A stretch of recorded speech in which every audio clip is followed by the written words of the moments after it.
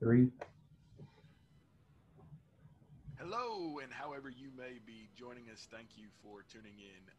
After a long absence, we are back and hopefully better than ever. Who knows? We'll let you all be the determining factor of that. But we're tickled to death to be back with you as we continue our Bible study here. For new listeners, those that are just joining in, or if it's been so long that you forgot what we were doing, the basis of our lesson here is in God we trust. And we looked for a long time at Christian stewardship, how we can be good stewards of the things that God has possessed us with. And now we're going to pivot into looking at how we can be a Christian in the business world. And many of us, at least at this stage of our lives, have gotten into management or senior management, and there's some decisions you've got to deal with and wrestle with as a Christian. And we're going to try to help you do that. With me, as always, is my esteemed colleague, Mr. Michael Ray. Michael, how's everything in Somerset? Everything is beautiful, my friend. It's been too long. Turns out without COVID that life gets busier, and that causes some difficulties. But we're going to do better. We're going to do better. We're going to make a point to try to inflict this on the people more often. Right, and it has been surprising that there's actually demand. There's several that have asked us about when we're going to get back, and How dare like you? we've told most of you, we were pretty sure there was only two listeners, Donna and my mom. We were pretty sure that was the sum total of our audience.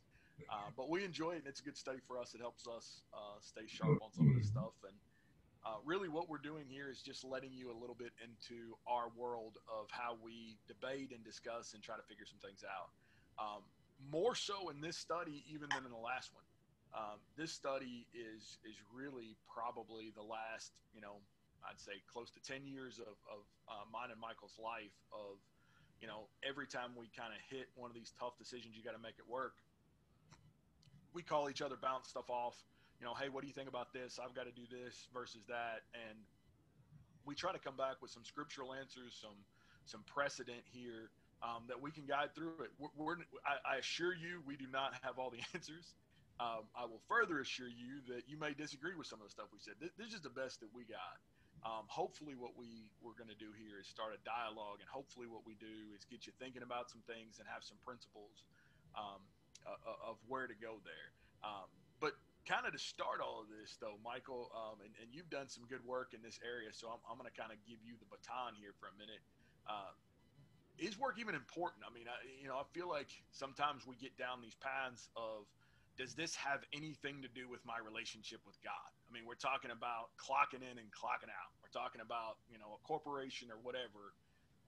Does this really have anything to do with my relationship with God? And should you and I be, as anxious as we are when we try to make these decisions? Well, I think that's the key question, right? Or at least the first question. And as we thought about what we wanted to do with kind of this next group of studies that we were doing, there's a lot of Christians in the workplace. It's the nature of life in the United States in the year 2020 is there's the it's the economics of our environment are that many of us spend our days in the workplace, and that has a certain set of responsibilities and expectations and things we're accountable for. And is it reasonable to say that that portion of our lives is completely divorced from all things spiritual? That I gotta go do my thing at the workplace, and get that behind me so that I can be a Christian. I got to put in my 40 hours so that I can be a Christian. I think we would both argue that cannot be the way that Christians look at their work lives. It's too much a part of our lives. Now, it can get to the point where it's too much a part of our lives, right? Where it defines us, and that we define ourselves by our occupation, and that should never be the way the Christian defines himself. But at the same time, it's a large part of our hours spent during the week. And so to think that it is divorced from our Christianity is to take God out of one of the biggest parts of our lives.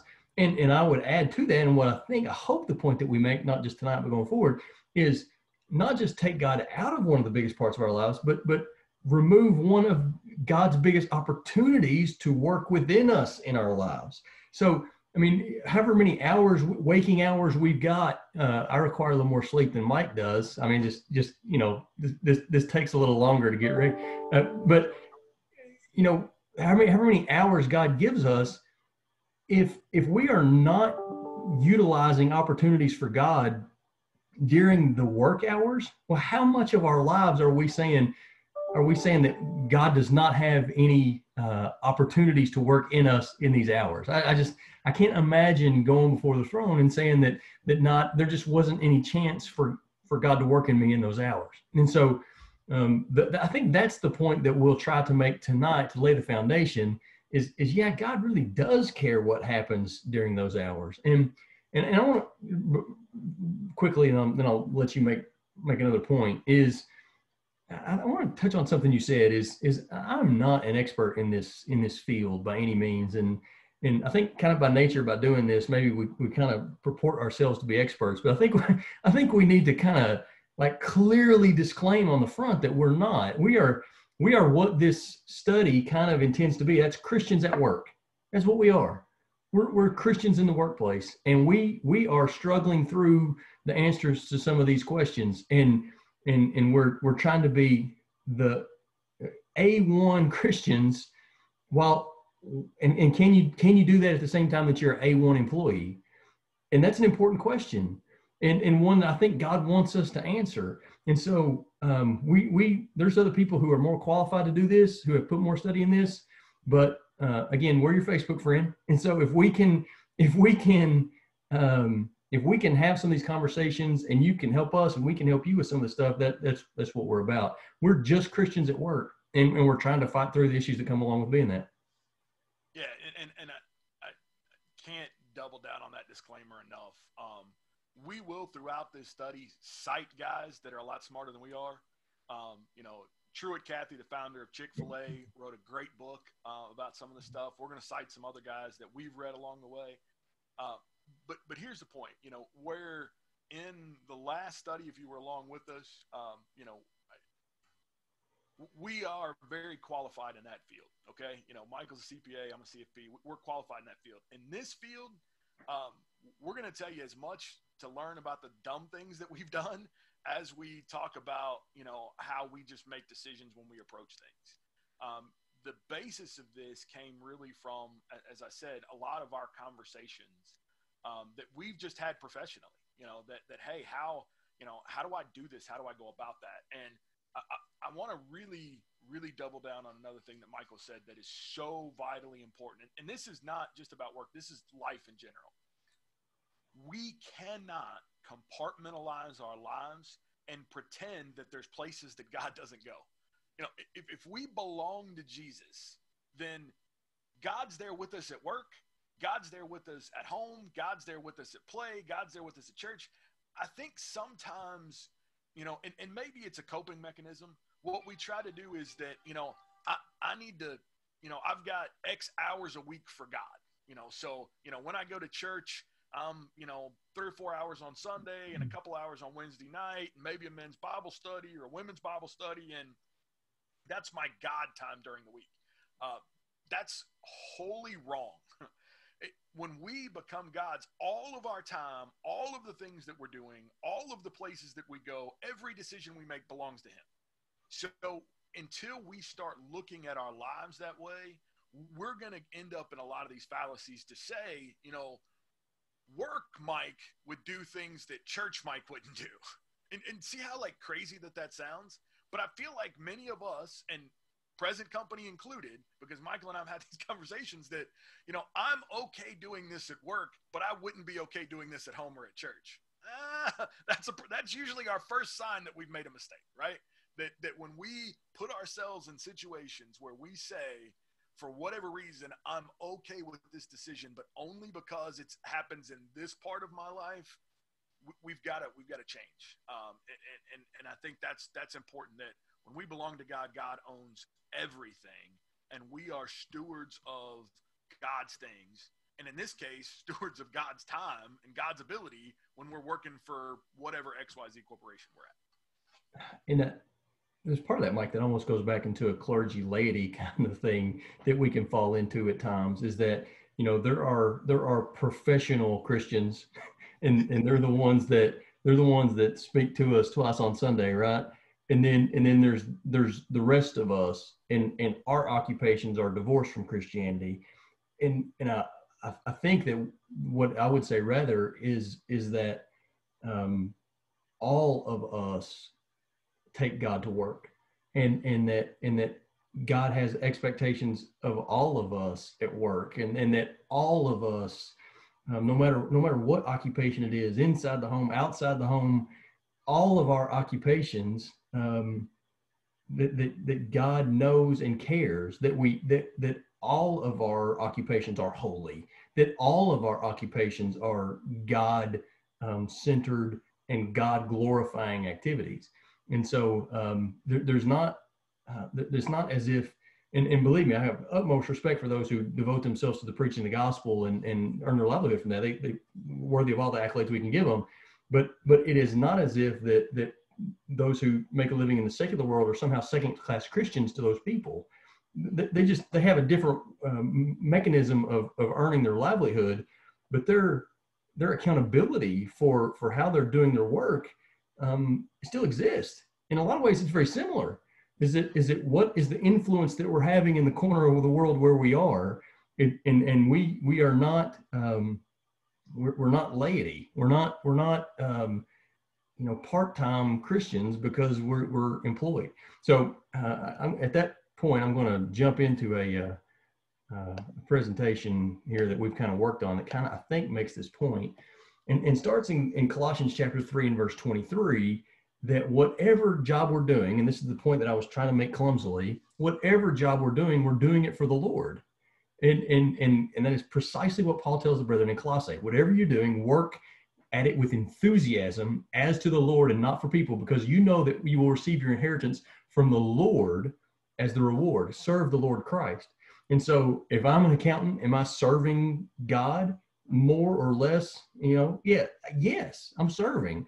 If you're a financial planner, are you serving the Lord in that capacity? Yes.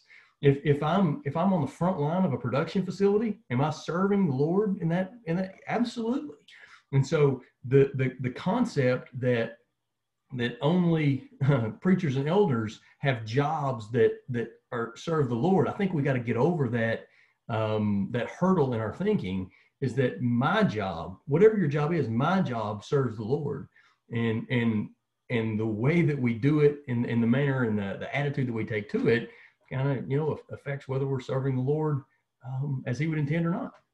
Right. And one of the things I thought of as you were saying that, our org chart that we've got out here, we've had for now 30 seconds, and we already need to make an adjustment to it, right?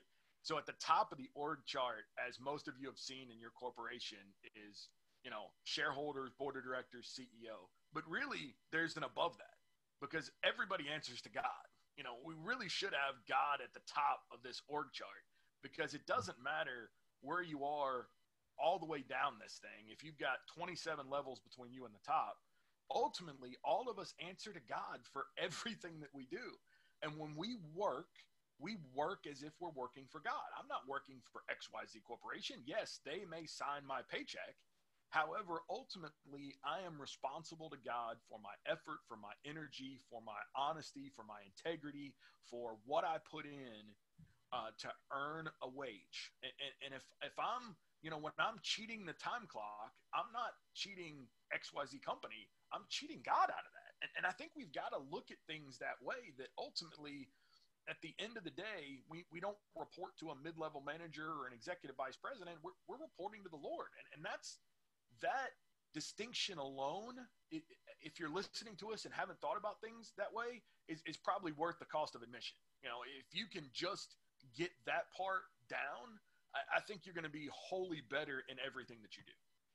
So our goal through the series is maybe an ambitious goal. We probably should have thought more about this, but our goal as we go through a series of lessons about Christians in business is we want to tackle every box on that organizational chart and say, as a in the sales department, what kind of unique responsibilities and challenges does that create for Christians in production, in accounting, in HR? What unique challenges and responsibilities does that create for the Christian? But in order for that, a CEO, as business leaders, if we're in that position, what kind of special challenges does that create? So we want to tackle all those individually in subsequent lessons. Today, we want to lay the groundwork of, why is business important to God? Why is what we do in the workplace important to God? And so, Colossians kind of starts that conversation, but there's a lot of other verses that we could go to help make that point. Ephesians 6 would kind of be the sister passage to the passage in Colossians. It's referring here to slaves, but no question that the lessons here can be applied to employees in our more 20th century setting also. Slaves, obey your human masters with fear and trembling, in sincerity of heart, as to Christ, not like those who do the work only when someone is watching, as people pleasers, but as slaves of Christ, doing the will of God from the heart. Obey with enthusiasm as though serving the Lord and not people, because you know that if each person, whether slave or free, if he does something good, this will be rewarded by the Lord. And so that concept of what you really are is what you do when no one's watching. It's not a human invention. It's what Paul told the workers in Ephesus 2,000 years ago, that because as you said, our primary responsibility in our work life is not to our boss, but to God. We work as though we know he's watching.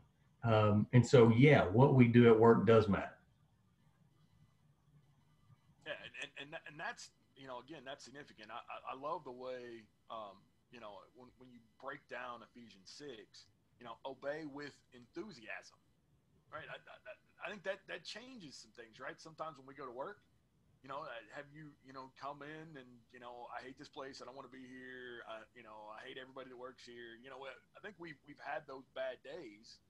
And sometimes, especially when senior management or, your immediate supervisor makes a decision that you don't agree with, and especially if it turns out they were wrong in said decision, right? We can come in and, very quickly get disenfranchised, get down, slack off on our work, not do the things that we should. But it's significant here that the way that Paul writes it in this explanation is obey with enthusiasm as though serving the Lord and not people. That's the key to our change of mindset. Has got to be that we're not. It's not about my boss. It's not about my coworkers. It's greater than that. And if we can get that, again, I think that's changing in how we'll be as employees and employers.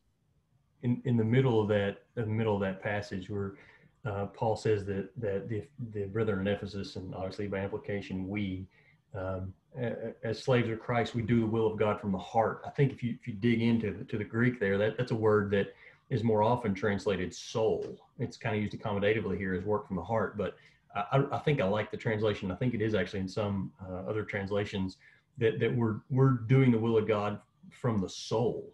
That our work, the effort, the enthusiasm, the energy, the honesty, the integrity, all those things that we put into our work life, we work as if we're doing the will of God from our soul. That this is a soul including activity. Maybe if you've heard work described as soulless, whether it's a drudgery or it's soul sapping, or you've heard those terms, the Christians cannot have that type of employment. And I'm not saying that type of job. I'm not saying that Christians can't have that type of job. I'm saying they can't take that type of attitude because we bring our soul into what we do. And so it should be clear that a Christian has a different impact on the workplace because we're bringing our soul into what we do. That our effort, our intensity, our integrity, we're serving God. I think it's so interesting there that it says we're doing the will of God. It's God's will that we put this effort into our work lives. It's God's will, and we're going to serve it from our soul. Man, if I told you that you were going to do God's will and you were going to do it from your soul, you're thinking about something that is deeply, deeply spiritual. And Paul puts those words into context in Ephesians 6. Is that that's what our work life is. Our work life is doing the work of God. We're going to do it from our soul. And here's the thing. I think sometimes for us, that's easy to do if you're in the C-suite, right? I think it's easier to do when you're in upper management, when you're in vision, when you're a CEO. But I want us to be very clear about who he's addressing. If you're sweeping the floor, if your job is to sweep the floor at your corporation, you're doing that from the soul.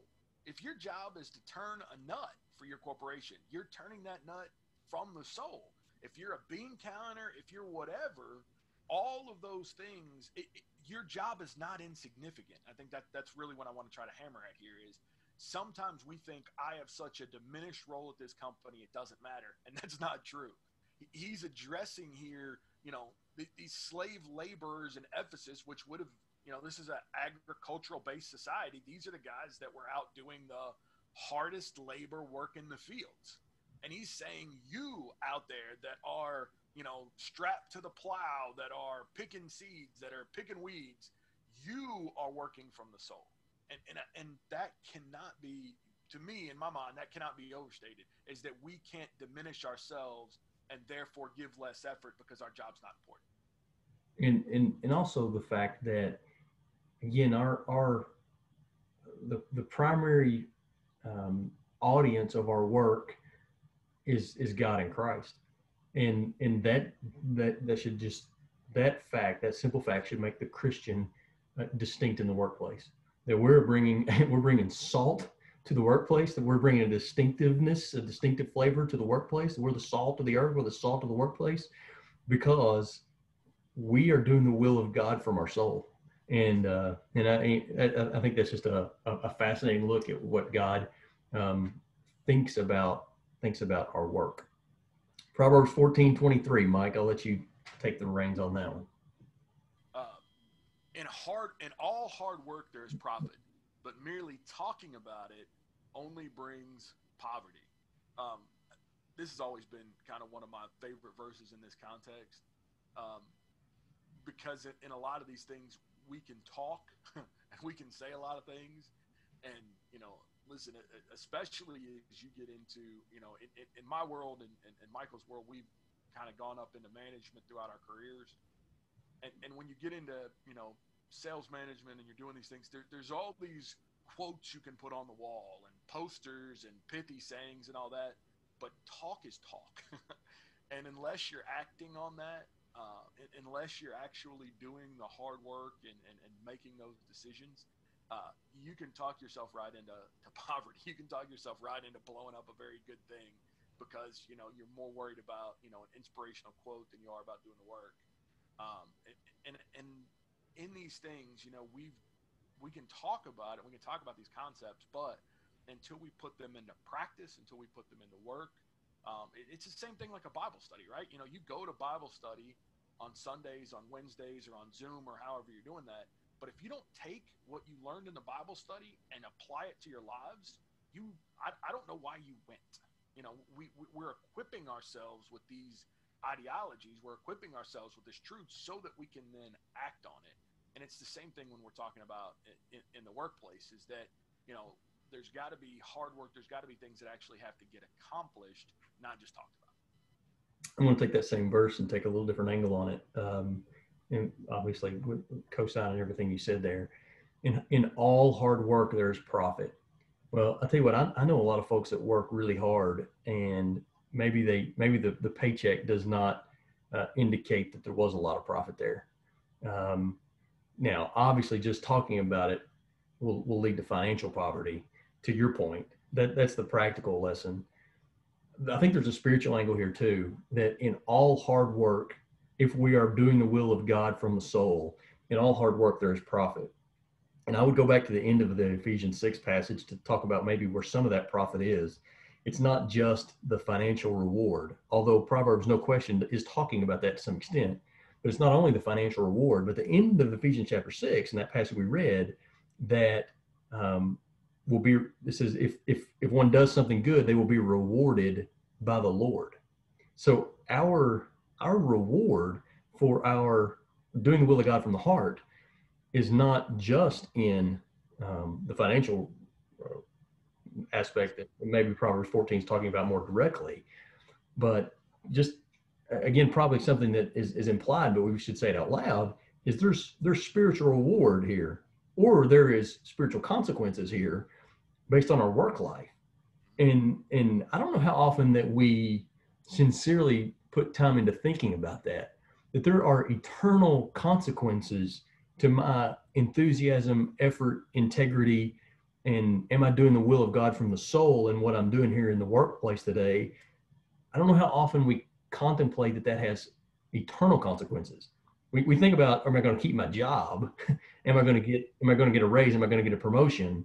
But what's this going to do to me eternally puts that on a completely different plane. And I want to kind of back up a little bit too to one of the things you said a minute ago, because I had to do some scratch math while you were talking. So, and it's sad that I actually had to do this math, but if we take our 24-hour day, right, and we're going to sleep for 8 of those hours, all right, and some people more, some people less, but on average, let's say we sleep for 8 of them. We're going to work for 8 of those hours too, right? That's half of what's left, my man. Right. So out of what we got, that's half our time left. You throw in Saturdays and Sundays, and the math drops a little bit. But 35% of your week, you're with these coworkers. You're around these people. Now, that's pretty amazing when we think about, a third of our time we're asleep. A third of our time we're going to be with our coworkers, and then a third of the time we're with our family. What kind of influence do we have when we're the disgruntled coworker? What's our salt taste like? What's our light look like when we think about the time that we're there? And I think that's part of these eternal consequences is, what are you reflecting in your relationship with God when a bulk of your week is here? When we start backing out how much time we spend taking showers and, eating and using the bathroom, there is a large percentage, an overwhelming percentage of our time that we're interacting with coworkers, interacting with people out here. And when we're doing that, that salt, that light means something. And I think we've got to be, when we look at the profit that comes,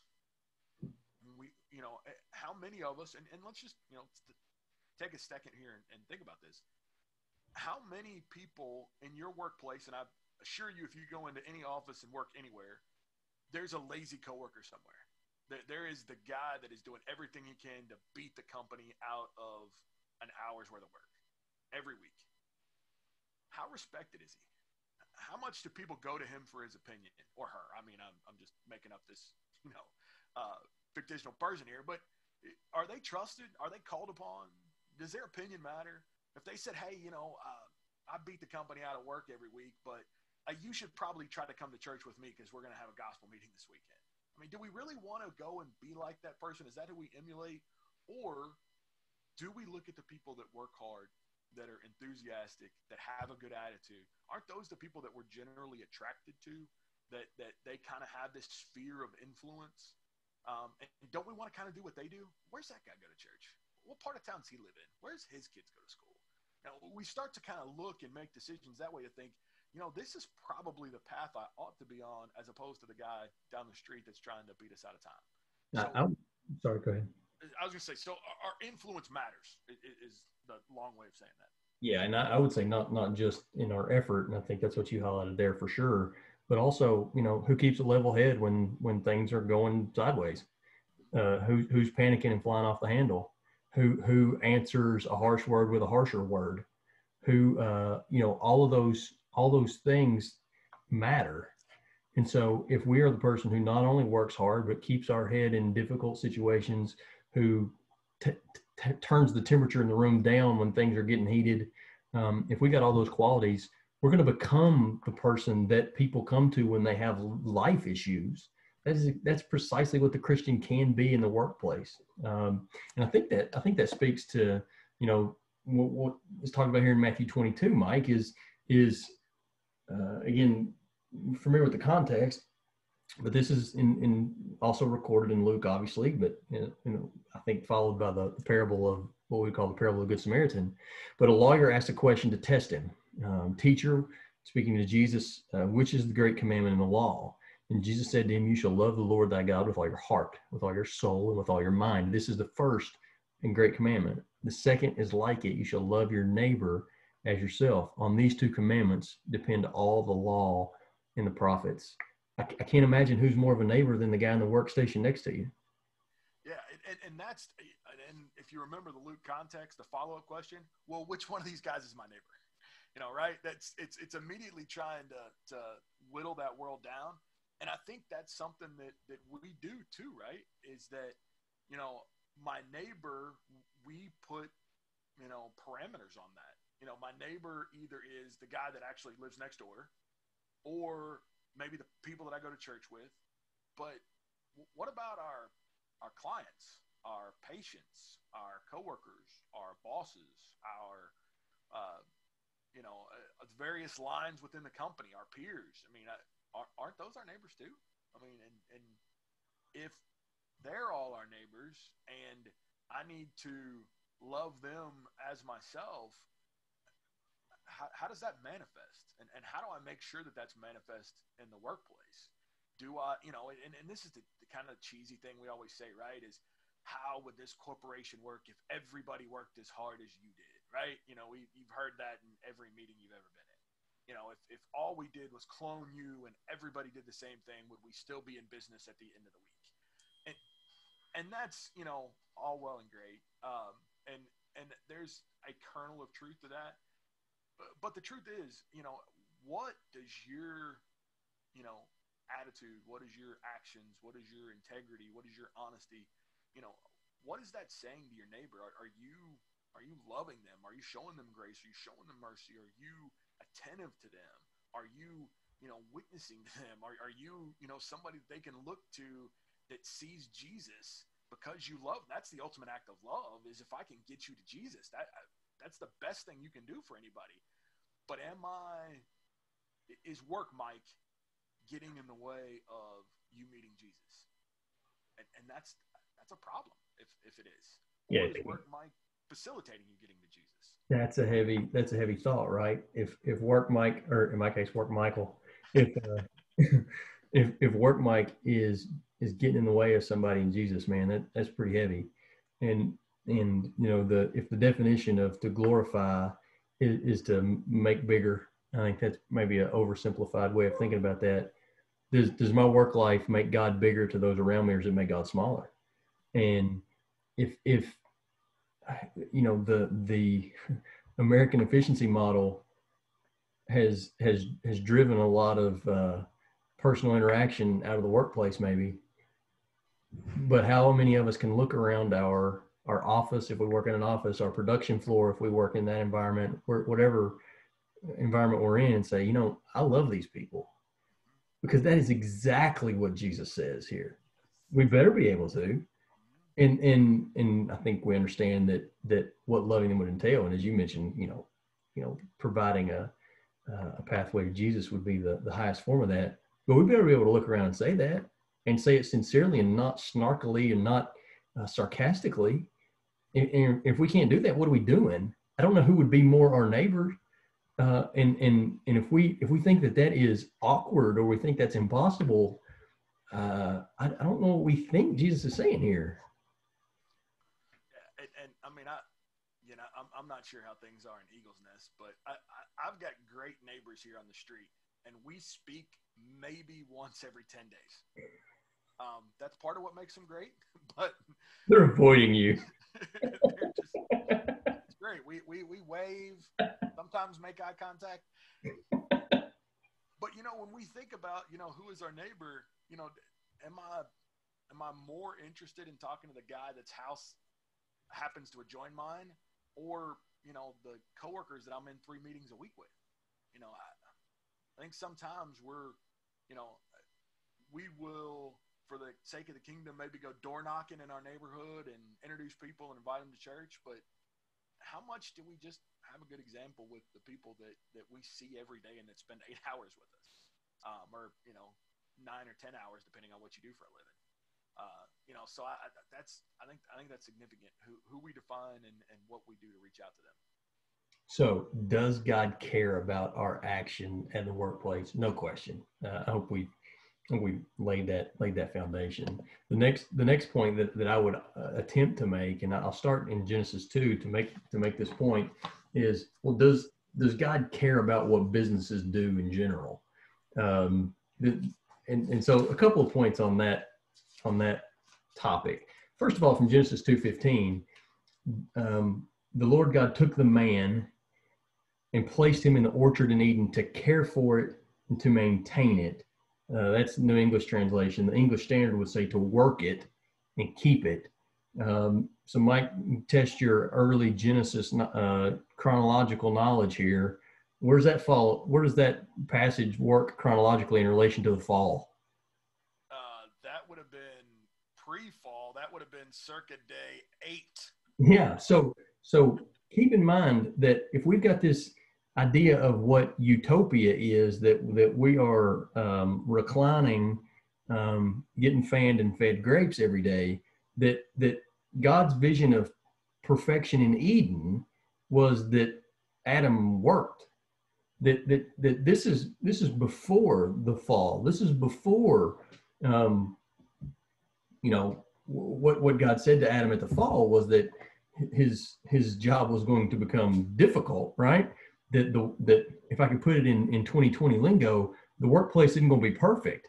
There's going to be conflict, and there's going to be selfishness, and there's going to be theft, and there's going to be difficulty, and sometimes we're not going to hit the budget, and sometimes we're not going to be able to make payroll, and there's going to be difficulty. That's the result of the fall. But work was always part of the plan. That we are supposed to work. We're made to work in some capacity, and I think we learned that from Adam in Genesis 2. Go ahead. This idea here that and I think maybe some really are believe that we were not ever intended to work, and they read the fall and they think that well, that's when Adam actually had to do stuff, but that's not it. I mean, what he said in the curse was, now with thorns and thistles you have to deal with, right? What he said is the degree of difficulty went up, not work. Adam didn't look at him and say, well, what's work? It was, now it's going to hurt when I work is the end of it. And now, everything's not going to go the way I thought it would. There's consequences of sin, and there's, and sometimes it's not just your sin that you got consequences of. There's consequences of other people's sin that could bring down a corporation. So to the best of your ability, you can't always control everything. So that's part of it. But here's the other thing that I think that's implied in this understanding that work matters to God. If God created us to work, then he cares about how we work, doesn't he? I mean, that sounds like way oversimplified, but if God created us to work, he therefore cares. That's part of who we are. And one of the things that we're going to have to answer for, because that's what we were created to do. That was our purpose, or at least part of our purpose here on this earth. So, we've got to take that seriously. And again, it doesn't, and I feel like I'm beating a dead horse here, but I just don't want to, by any stretch of the imagination, have you miss this. It doesn't matter what you do. It doesn't matter whether it's, if you're working for a for-profit company or non-for-profit company. It doesn't matter if your job is taking care of the kids and the family at home and maintaining the family budget, and you don't see a true wage. That does not matter. What matters is the task that's in front of you, what you work to do. That's what matters. Your effort and your energy you put into whatever your job is, whether you're sweeping floors or changing diapers. None of that matters. What matters is how you approach the task that you have in front of you in your life. And if we were made to work, and if God cares how we work, then it would flow out of that naturally. That what Paul says in 2 Thessalonians makes sense. That Paul says he was an example for them to imitate. That if someone's not willing to work, then he shouldn't eat. And I think, as we said in previous lessons on financial stewardship, it's not that somebody's not able to find work. We know that happens from time to time, or that somebody that loses their job and needs assistance. That happens. But I like the New English translation here. He says, if anyone is not willing to work, if someone is not willing to do what God put them on earth to do, there's consequences to that. Paul makes that point in 2 Thessalonians. So again, to your point, we may be overstating our case here, but God cares. God cares that we work. God cares how we work. We were made to work, and to think that our work lives don't matter to God is a fallacy. Yeah, and dangerous, quite honestly. Absolutely. And I think when you look at the comments there in 2 Thessalonians, so quick backstory to this, and this again is a fallacy we get into. There were several in Thessalonica and also in Ephesus that thought Jesus' return was imminent. Jesus is coming. When we sing that song, Jesus is coming soon, they thought like tonight. So they didn't work. They were waiting for Jesus to come. But what happens when you have idle time on your hands? You go meddle in affairs of other people, right? You end up gossiping and doing all this stuff. If you are not put to the task that God has for you, you will get in trouble. It happens every single time. And so what Paul is reiterating is, we believe Jesus is coming, but until he gets here, he expects to find us working. He does not expect us to be laid in a hammock somewhere waiting on him to get here. He expects to find us at work. And I believe that it's going to be problematic if he doesn't find us at work. And whatever that work is. I also want to make sure I'm clear here that retirement age from the workplace is not retirement age from work. I think we've seen that in some churches that, you work hard and you save money so that you can retire and you don't have to go punch a time clock. But then you also retire from the Lord's work too. And you're not, influencing people. You're not teaching classes. You're not using all that wisdom and knowledge that you've acquired over years and years and years to do good in the kingdom. Listen, we're always supposed to be working. Our scope of work may change. But as long as we got breath, as long as we got energy, we're always to be about something. And again, the size and scope of that may change. Young men can work with their backs. When you get old, you can't do that so much. But there is work, there is influence, there is wisdom that we can share with others. And that's got to be part of our entire lives. Amen. So again, as we go into future lessons, we'll touch on some of these specific roles in some detail. The last, and I don't have this verse available on screen, but Mike, the last verse that I want to discuss, and I jumped the gun, I'm almost bringing this up a few moments ago, is does it matter that workplaces, that businesses exist? Would God be happier if they didn't? And so here I'll start in Genesis 2 to make this point. Is on the 8th day, right after God rested, Moses writes this for our learning. These are the generations of the heaven and earth when they are created, in the day the Lord God made the heavens and the earth, when no bush of the field was yet in the land, and no small plant of the field had yet sprung up. Genesis 2:5. In other words, there's no crops. I think that's what Moses is trying to get at. There's no vegetation, edible vegetation. There's no crops yet. Why are there no crops? And Moses gives 2 prerequisites to crops necessary for human flourishing. 2 things that are necessary for that to happen. There was no small plant of the field had yet sprung up, for the Lord God had not caused it to rain on the land, and there was no man to work the ground. Isn't that fascinating? That all the way back in Genesis chapter 2 and verse 5, that for the things that we need to flourish, in order for those things to come about, they require God's blessings and man's effort. Every time. There are spiritual implications to that if we want to grow spiritually, it requires God's blessings and man's effort. But I would tell you from in the context of what we're studying, that if we want any good to happen, it's going to require God's blessing and man's effort. You know what was required in order for penicillin to be created? God's blessing and man's effort. You know what was required for the iPhone and the automobile and the internet and Zoom that we're recording this on, it required God's blessing and man's effort.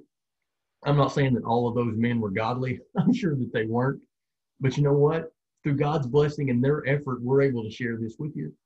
And that, I think that that concept is critically important to understanding why business matters, why the workplace matters.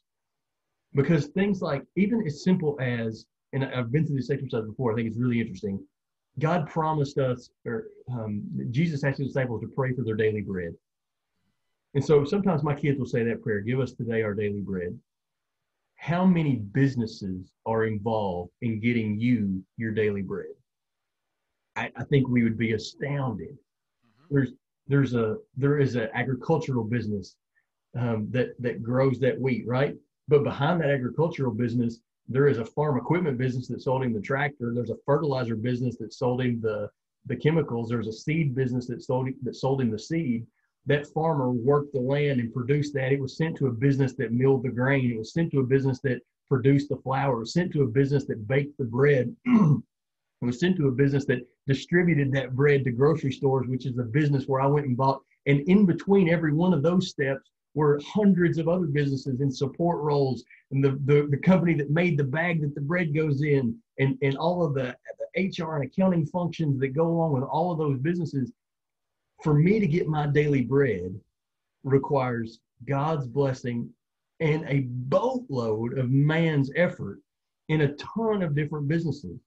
And to think that the blessings that we get don't require the effort in some way, I just think that it's so important to realize that so many of God's blessings come about in that way because people are working the will of God from their soul. Right. Yeah. I mean, think about the last time that you were thankful for the twist tie or the bag that the bread came in. I mean, Yes. just but those are businesses. Those are, multi-million dollar corporations that employ probably hundreds of thousands of people that are all along the way that are part of the process of you getting your daily bread. That's really it. And that's what we're going to strive to do. Please, please, please, as you listen to this, as you think about this, as stuff's come up in your life, send us questions, because what we're going to try to tackle is just some stuff, maybe 3 to 5 questions from each one of these departments as we go through it. Hey, as a sales manager, I'm a sales manager. That's what I do in my current role. So there's several things that I've had to deal with. Michael again heads up, a lot of accounting and AR and AP stuff. Where he's at. So, we've got some expertise in those places. To my knowledge, Michael, you've never worked in HR? Not professionally. No. All right. I've never worked in HR. I dabble in it on an amateur basis. Correct. Very, very amateurly, we make all kinds of HR mistakes, I'm sure. But, we're not, that's not our wheelhouse. IT stuff, production stuff. I mean, it's just not our wheelhouse. But if that's yours and there are difficult things you've wrestled with, or maybe there's something you're wrestling with right now, send those to us, because we'll pick them apart. We'll try to find scriptures to match up to them, and try to get there. I want to leave us with a quote. So again, I talked about in the beginning that there's some smart guys that I like to read. There's a book called Your Work Matters to God by Douglas Sherman and William Hendricks. And in their book, this is what kind of motivates me. Here's what they write: the key to bringing the culture and the church back together, to renewing the workplace and reforming the church, may well be a movement of people who are known for their hard work, for the excellence of their effort, for their honesty and unswerving integrity, for their concern for the rights and welfare of people, for the quality of the goods and services produced, for their leadership among coworkers. In short, for their Christ-likeness on and off the job. What could an army of such workers accomplish? Hmm. Every time I read that, it jumps off the page to me, and I think about, we pray for revival, we ask for revival, we want to sow the seed of the kingdom, and we want to expound the borders of the kingdom. Maybe, just maybe, the place we can start that's at work. Maybe, just maybe, these neighbors that we spend time with, maybe how our light shines in our honesty and our integrity and our leadership, maybe that's the best way to introduce them to Jesus. Maybe an army of us out there working because God created us to work, influencing because that's what God created us to do, and being enthusiastic about it. Maybe that's what we need to do to be able to introduce people to Jesus, to show them why we're different. That's our hope. I mean, that's what we try to do every day. Again, we're please don't mistake us as experts in this field. We're just trying to do this every day. We go in every day the same way you all do, and we're trying to be better, and we're trying to learn from each other, learn from the scriptures, and learn from you that are out there. To how can we be better? How can we influence? How can we do the good work that's out there in the kingdom? Because there's a ton of it. And if we're going to spend a third of our lives surrounded by these people, let's try to help them understand why we do what we do. And that starts with what we do, and not segregating ourselves. So we hope this has been enough of a introduction teaser lesson to get you to tune back in with us. We're going to keep going. We're going to do our best to try to make this a weekly effort between some of our other responsibilities. But, there's enough of you that want to do this, and we enjoy it enough that we're going to make it work. Closing thoughts, Dr. Ray. Just amen to everything that you said. If God's people if we're salt and light in the workplace, that matters. That is a kingdom effort. And so every job has its own difficulties and challenges. We're going to try to tackle those in a systematic way. We won't cover them all, but we think that there's some concepts and some framework there that can be valuable. But we want God to bless your workplace, and we want Him to bless ours. And we think it is kingdom work, and that souls will benefit. Yeah, and when we pray for those open doors, maybe it's the one with the open sign on it that we got to walk through tomorrow morning. So let's try to think about things in that way, in that light, that every door we walk through may be the door that we needed God to open to lead us to a lost soul, or lead us somebody that's hurting and dying. So it's what we're trying to do here, and we're trying to be better about it. So thank you for tuning in with us. Thank you for being with us. Thank you for in advance for your feedback, for your comments, for your questions, and we'll do our very best to get through the scriptures and provide you some answers and some guidance, at least what we think you should do. Doesn't mean it's the absolute right answer or the only answer, but we're going to tackle them the way that we think makes sense. Until next time, my friend. All right. Thank you. God bless.